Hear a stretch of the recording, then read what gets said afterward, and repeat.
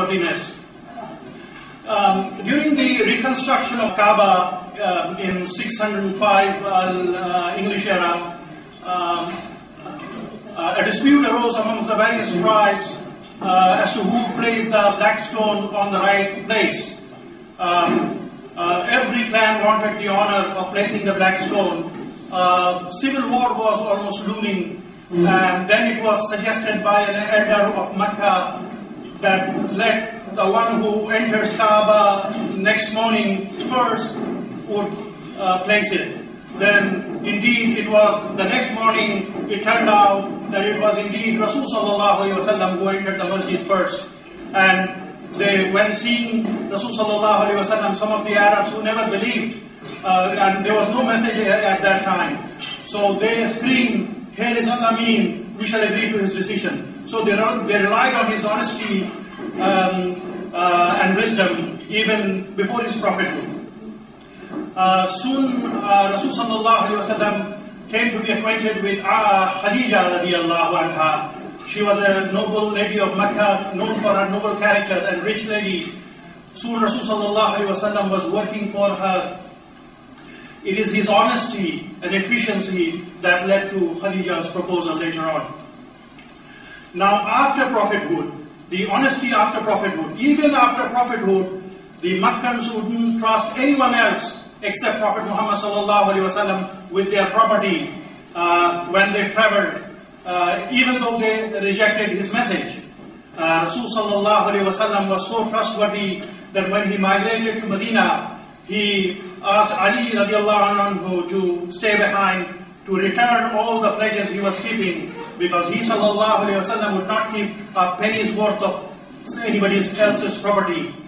Once Heraclius, the Caesar of Rome, Heraclius, once asked Rasul sallallahu alaihi wasallam's staunchest enemy, did Muhammad lie, sallallahu alaihi wasallam, ever lie before prophethood? Because he was trying to make up a case. Even his staunchest enemy testified that Muhammad sallallahu alaihi wasallam never lied even before prophethood. Then he asked, asked to know about the conduct and behavior with his people. Then even his staunchest enemy, Abu Sufyan, replied that Muhammad is nobly born, he is honest, truthful, and he has never broken a pledge. He calls people to worship of one God and to pray to Him, and he enjoins kindness and piety and tolerance towards all, and his followers are on the increase. Steadfastness of Rasul sallallahu alaihi wasallam. Rasul sallallahu alaihi wasallam was matchless in his courage, in his resolve, in his steadfastness. Despite the hostility of the powerful kingdoms, of the powerful religions, his own people, his own tribe, his own uncles, Rasul sallallahu alaihi wasallam never at any point of his life showed even a bit of hesitation or fear or anxiety. Rasul sallallahu alaihi wasallam was absolutely resolute. When long before there was any prospect for success of Islam, and at the outset of a very painful era of torture, Rasul sallallahu alaihi wasallam received an interesting offer. Pbuh, a pagan envoy, came to Rasul sallallahu alaihi wasallam with the offer: if you want money, we will collect enough money to make you the richest amongst us. If you want to be leader, we will make you our leader and make no decision without your approval. And if you want to be king, we will crown you king over us. But the only concession required was he has to give up calling people to the worship of one God without partner. But Rasul sallallahu alaihi wasallam, this offer would be extremely tempting to anybody pursuing worldly benefit, worldly pleasures. But Rasul sallallahu alaihi wasallam was absolutely resolute he was firm and answered with the following Quranic verse: Hamim, Hamim, Tanzilum min ar-Rahmanir Rahim, Kitabun fussilat ayatuhu Qur'anan Arabiyyan liqawmin ya'lamun. Rasul sallallahu alaihi wasallam answered with the Quranic verse, Hamim. This is a revelation from the most compassionate and the most merciful, a book in which verses are explained in detail, a Quran in Arabic for the people who know, Bashiram wa Nazira, giving good news and warnings. فَعَرَدَ أَكْثَرُهُمْ فَهُمْ لَا يَسْمَعُونَ. But most of them turn away, so they listen to him not. On another occasion, in response to his uncle's plea to give up calling people to worship of one God, Allah, one ilah, Rasul sallallahu alaihi wasallam's answer was decisive and sincere.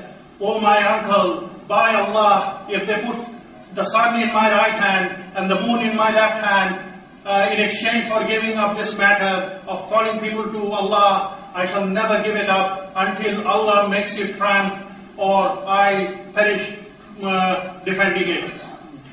Now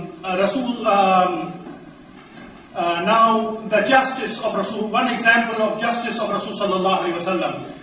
Rasul sallallahu alaihi wasallam was perfectly just in all his decisions and judgments.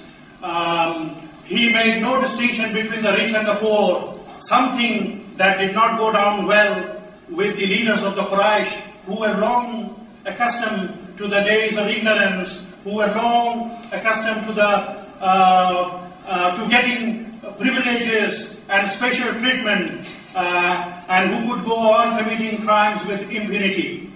But everything changed with the advent of Islam. Aisha radiallahu anha related that during the conquest of Makkah, Makhzumi women was caught stealing. And the Quraysh leaders were greatly distressed because this woman belonged to the noble class of the Quraysh, and within her clan she enjoyed a very high position. These Quraysh leaders who just embraced Islam, and still used to the days of elitism, thought it was, did not find it befitting that a woman of such a high rank or status should be punished by having her hands cut off.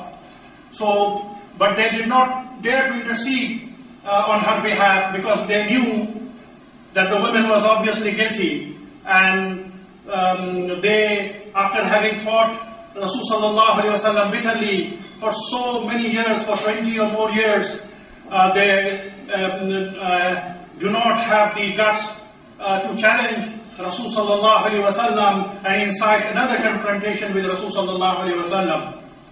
So they came up with a plan. The plan was to choose someone to intercede on their behalf, someone whom Rasul sallallahu alaihi wasallam loved dearly and whose words Rasul sallallahu alaihi wasallam was unlikely to refuse. That's what they thought. So that someone turned out to be Usama ibn Zayd.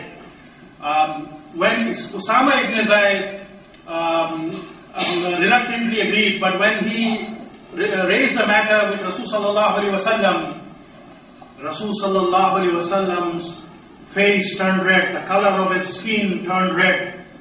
In an angry tone, Rasul sallallahu alaihi wasallam said, "Are you interceding with me regarding one of Allah's decreed laws?" Usama ibn Zayd realized his mistake and started apologizing and asked Rasul sallallahu alaihi wasallam to seek forgiveness from Allah on his behalf. That night, Rasul sallallahu alaihi wasallam gave a speech to the people. Rasul sallallahu alaihi wasallam said, "O people, the people who lived before you were destroyed because when someone of high ranking amongst them stole, they left him alone, did not punish him. But when a weak one amongst them